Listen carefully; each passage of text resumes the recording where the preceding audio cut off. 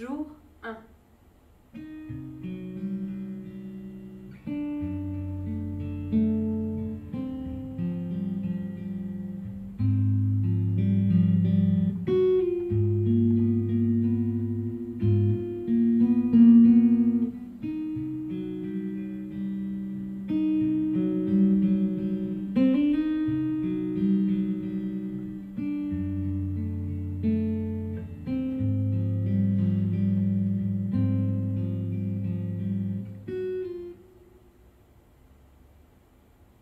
La lumière s'éteint d'un coup.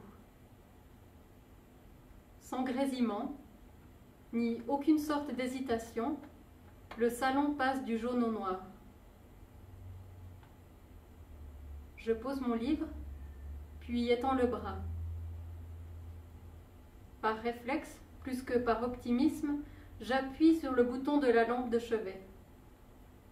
Clic, clic, clic. Rien. L'ampoule semble déjà froide sous la pulpe de mes doigts. Depuis que nous avons emménagé à Maison Monsieur, voilà maintenant 10 mois, il y a eu 4, peut-être 5 coupures de courant. Rien de vraiment inhabituel donc. Pourtant, alors que je m'acharne sur l'interrupteur, mon cœur vacille de quelques millimètres. Je me lève pour actionner le plafonnier, en vain. Quelle merde, mon livre devenait vraiment palpitant.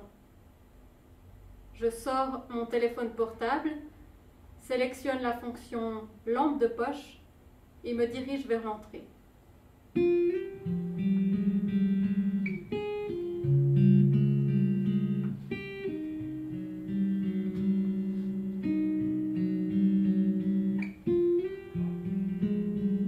Par les grandes fenêtres, j'aperçois le Doubs qui crépite au rythme des nuages. Le restaurant qui jouxte la maison est plongé dans le noir. Ça ne devrait pas m'inquiéter. Les voisins ont fermé l'établissement pour 2 semaines. Nous avions organisé un apéro, trinqué aux Bahamas et au début du printemps.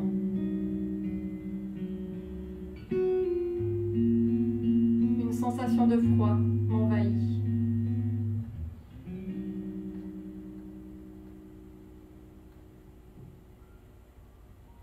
Jour 2. Je me réveille pleine d'entrain, appuie sur l'interrupteur, constate à nouveau l'inopérance du geste, mais ne me démonte pas pour si peu. La journée s'annonce longue et ce n'est pas une stupide coupure de courant qui me fera prendre du retard. Mon inquiétude de la veille paraît futile à la lumière du jour. Mon portable n'affiche pas de réseau, bizarre. Je saisis l'appareil fixe, décroche le combiné et compose le numéro de l'électricien. Aucune tonalité. Je fais semblant de rien et m'exclame « Allô ? Allô ? Allô, comment ça va ?» Puis je ris, avant de reposer le combiné. Ma bonne humeur résiste au mutisme de la machine à café, à celui de l'imprimante, de mon chargeur de téléphone.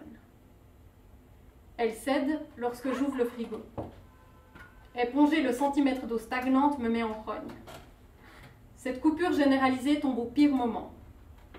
Je dois rendre un dossier important pour la fin de la semaine et voulais réserver mes billets d'avion pour le Japon. Je devais répondre à une vingtaine d'emails accumulés, lancer les invitations pour mon anniversaire, appeler mes parents, faire mes paiements en ligne. Je passe la fin de journée à ouvrir et fermer des documents Word sans écrire une seule ligne.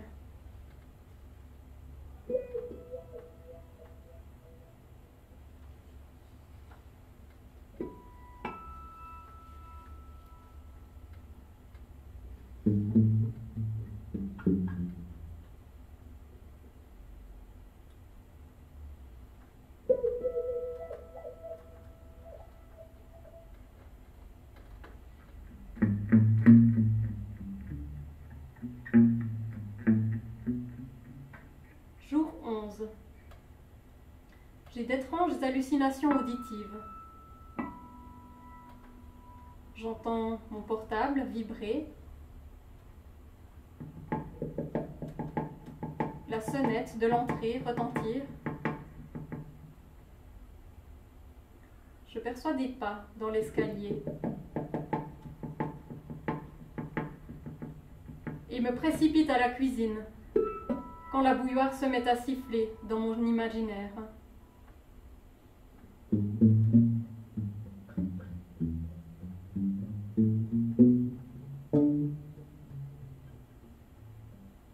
Il faut pourtant se rendre à l'évidence. Il n'y a rien d'autre ici que le silence touffu et le craquement des bûches que j'enfourne à la chaîne pour faire fondre mon iceberg intérieur.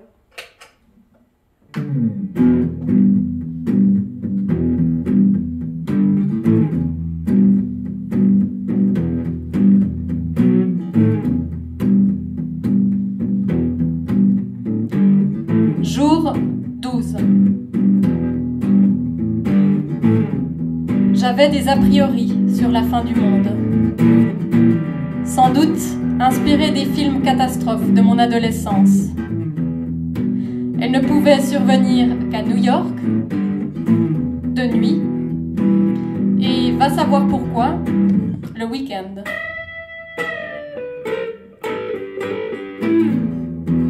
Ma fin du monde fantasmée incluait un ciel saturé de nuages noirs, des éclairs, un tremblement de terre, un effondrement des routes et des bâtiments.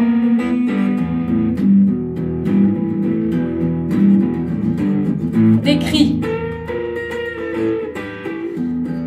des klaxons.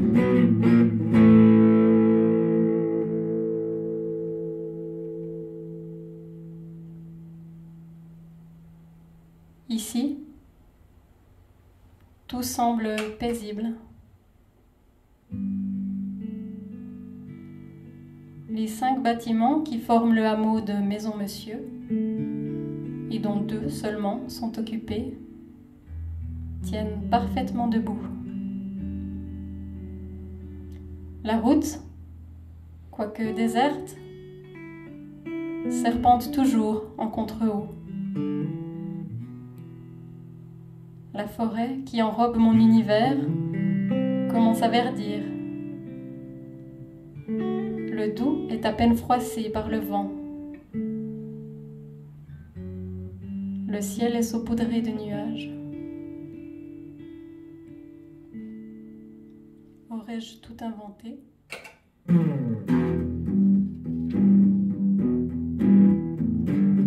Dans mon imaginaire de fin du monde, le mode survie s'enclenche dès le premier jour et les protagonistes sont immédiatement dans l'action.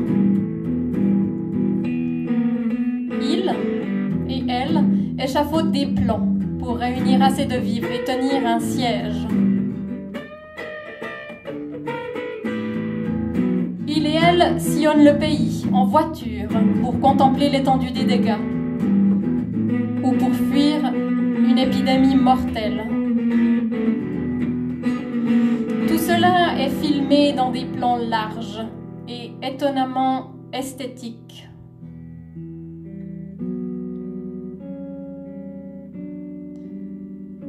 Ma caméra mentale, elle, ne filme qu'un long plan fixe et flou, en noir et blanc, focalisé sur mon intériorité.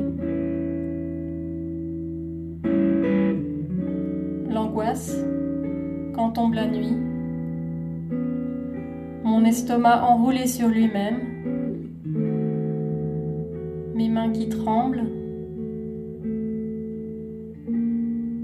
le rythme saccadé de mon cœur.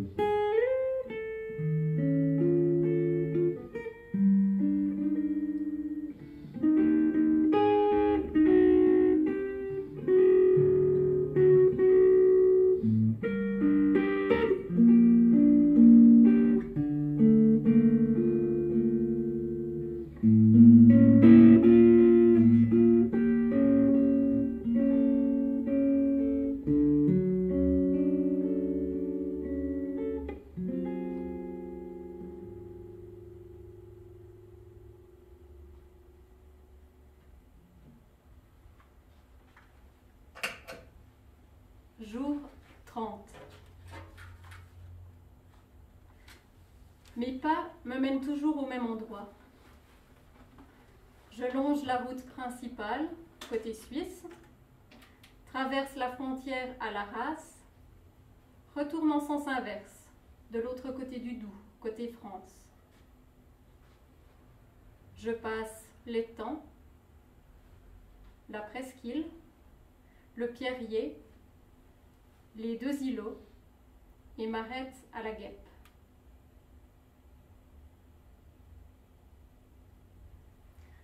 La Guêpe est une ancienne verrerie dont il ne reste qu'une percée entre les arbres et une plateforme en béton. C'est la raison pour laquelle je suis venue m'installer ici. Un carré d'herbe folle au bord de l'eau, une place de feu d'un diamètre honorable, le chant des grenouilles. La Guêpe était une des destinations de nos randonnées en famille, et de loin ma préférée.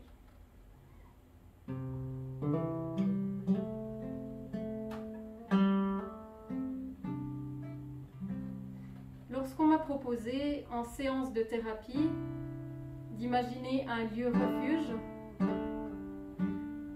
c'est immédiatement à la Guêpe que j'ai pensé. Je me suis vue étendue dans l'herbe, la tête à l'ombre d'un grand arbre, les pieds dans la lumière.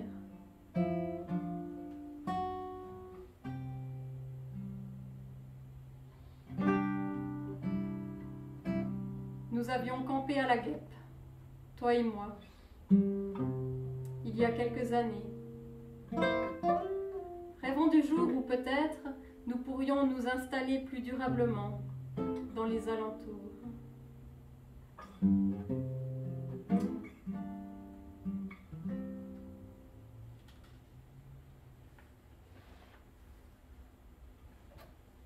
Jour 43. J'ai déniché un vieux Discman. Sa découverte, dans un carton au grenier, m'a fait pousser un cri. Les mains tremblantes, j'ai ouvert le boîtier. Les piles, rouillées avec les années, 10 ans, 15 peut-être, depuis que la mode a passé, ont laissé une poudre ocre sur mes doigts. J'ai soufflé contre les ressorts, puis on y a inséré de nouvelles. Le choix a été vite fait parmi les 3 CD qui constituent ma discothèque et que je possède depuis l'adolescence. J'ai ajusté les écouteurs sur mes oreilles et j'ai pleuré dès les premières notes de Lady Marmelade.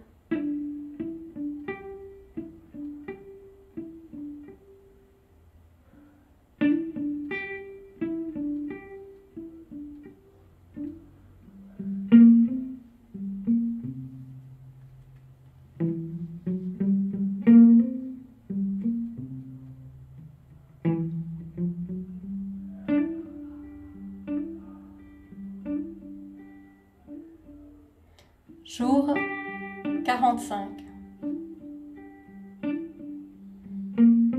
Je me sens affreusement nostalgique.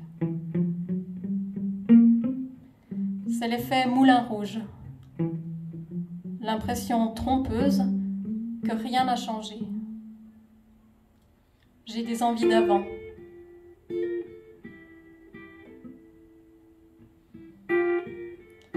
Si le monde redevenait comme avant, même pour un seul jour, je voudrais bien faire une grande fête avec plein de monde et danser jusqu'à l'aube.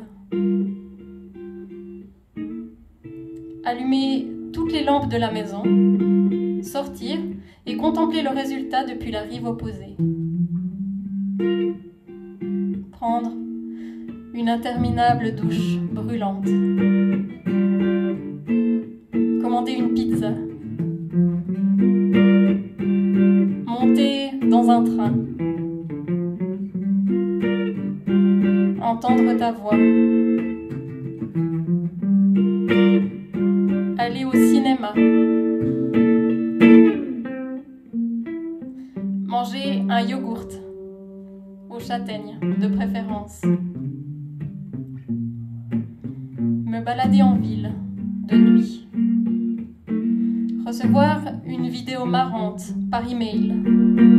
Recevoir un paquet par la poste. Entendre la sonnette retentir, me goinfrer de fruits.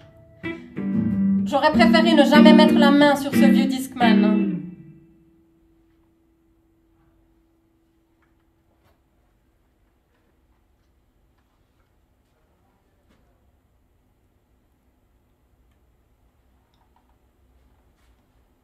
Jour 52.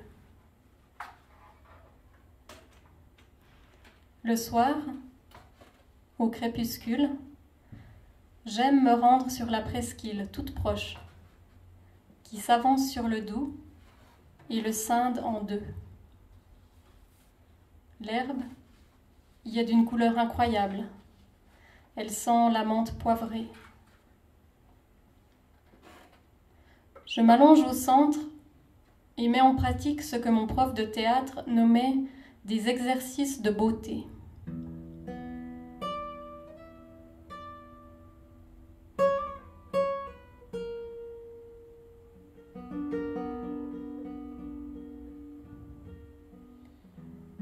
Je me penche sur un brin d'herbe afin d'observer sa structure.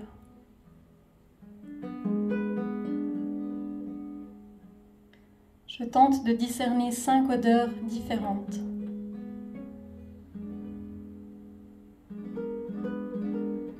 Je suis du regard un nuage jusqu'à ce qu'il se dissipe ou disparaisse.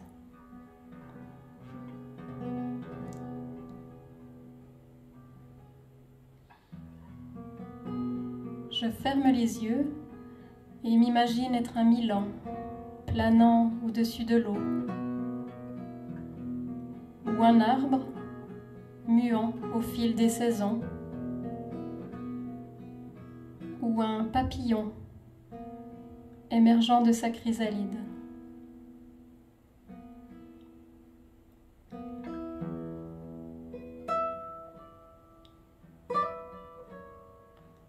Je récite un poème appris dans mon enfance.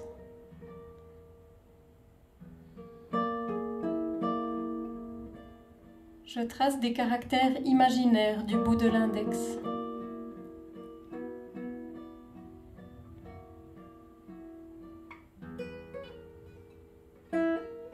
Je me concentre sur les variations du vent.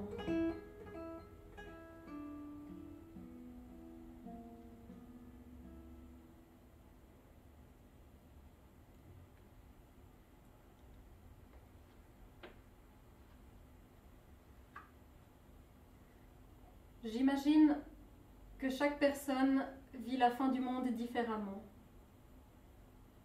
Dans les films, les protagonistes se terrent, hantent d'anciens supermarchés ou se consument dans l'amour et l'alcool.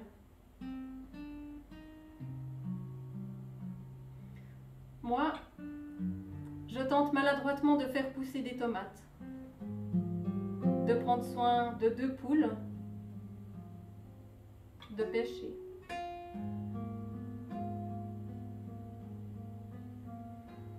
Au-delà de ça, je dors, je fais du pain, je marche, je lis, je fais, défais et refais le même puzzle.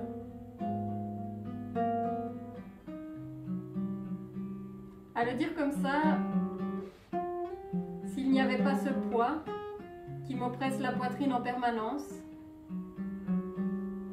cela sonnerait presque comme des vacances.